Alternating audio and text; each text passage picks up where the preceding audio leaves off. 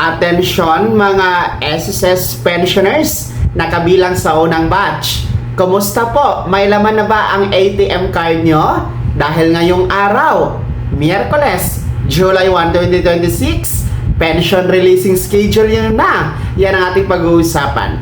Hello mga ka-vlogs! Welcome sa aking YouTube channel at welcome po sa ating official Facebook page. Kumusta? Saan ka man nanonood? Well, sa ating pong mga unang batch na mga pensionado ni SSS, yung mga merong date of contingency o araw ng kapanganakan, pagkamatay, pagkasakit o pagkabalda mula 1st to 15th day of the month, no? Ngayong araw na ha, Miyerkules, July 1, 2026, ang magaganap na pension crediting o pension releasing para sa buwan na ito, no, na para ang petsa na ito sa inyo kasi nga wala tayong pagbabago since hindi naman holiday ang araw na ito at hindi din pupula, no, at hindi weekend, kaya walang paggalaw at pagbabago sa schedule ninyo.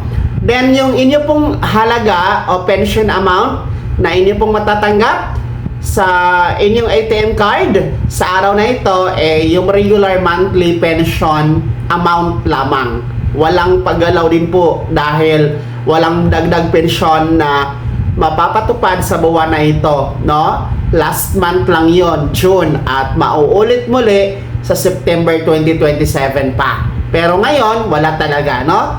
Only your monthly regular pension ang makikredit po sa inyong ATM card, wala na pong iba. So, kumusta, no? Nice kong itanong mga first batch. Sino sa inyo dito yung meron ng laman ng ATM card? No? Anong oras ba pumasok sa inyong bangko? And then, pangalawa, sino sa inyo dito yung mga hanggang sa mga oras na ito ay wala pa rin laman, hindi pa rin pumasok sa inyong bangko ang inyong pensyon? Pangatlo, sino sa inyo dito yung mga naputulan ng pensyon dahil sa hindi pag-comply ng AKOP, no? Lahat ng yan, ibahagi niyo po sa comment section na nasa baba para makita natin, no? Mga first batch SSS pensioners. Maraming salamat sa pagtutok. Good luck po. God bless sa inyong pensyon. Sana po makatulong yan sa inyo. God bless us all. Happy Wednesday. Mag-ingat po ang lahat.